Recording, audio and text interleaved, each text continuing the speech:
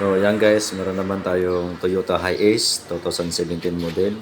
Ito ay hindi po nagkakarga ng kanyang battery at saka usual noise. Yan, may problema po ito din sa kanyang tensioner. Yan, sa adjuster niya, tensioner timing belt niya dito sa may timing belt. Yan guys, kita niyo yan, ang dami ng grasa, linagyan.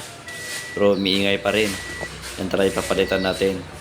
Yan, to tingnan ko muna yung timing niya kasi may gumalaw na diyan. Kaya ako na yung tumira. Yan.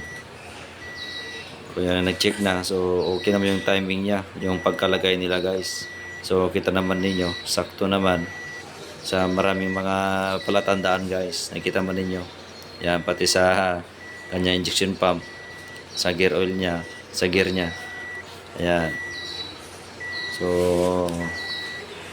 hindi pa rin nila nakuha at saka meron pang problema na isa. Ayan guys, kita niyo yan, idler, tensioner niya. Yan, yan pa yung isa sa alternator pulley natin, yan guys. So sira talaga. Ayan, hindi kaya nagcha-charge kaya na-drain yung battery niya. Ayan, mga genuine parts yan guys.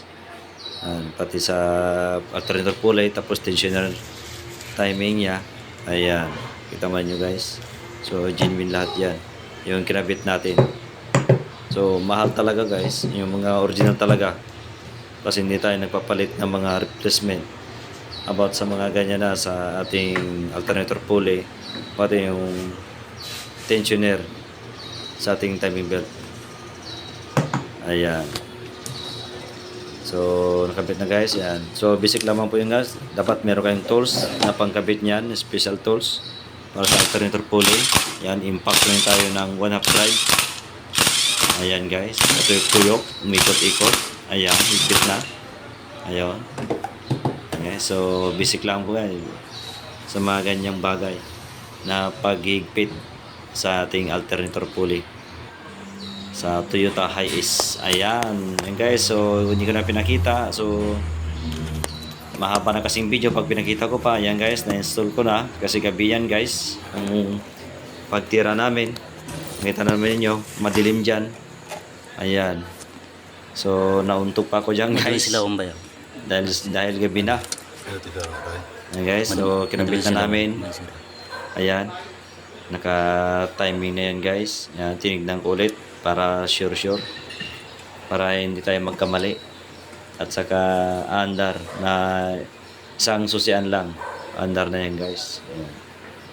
Kita na yung timing mark nya. Ayan, sa ating timing belt sa Toyota Hiace 2017 guys. Ayan.